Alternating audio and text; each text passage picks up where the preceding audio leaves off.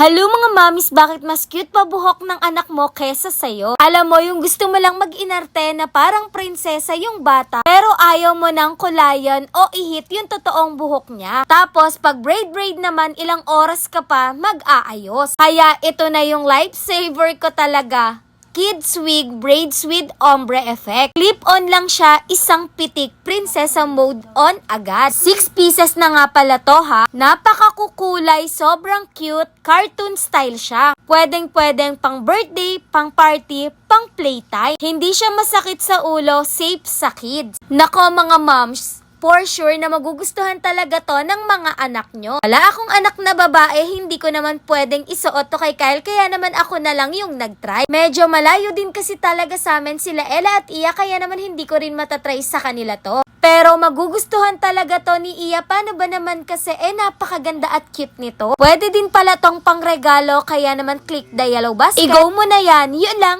Thanks for watching. Bye-bye.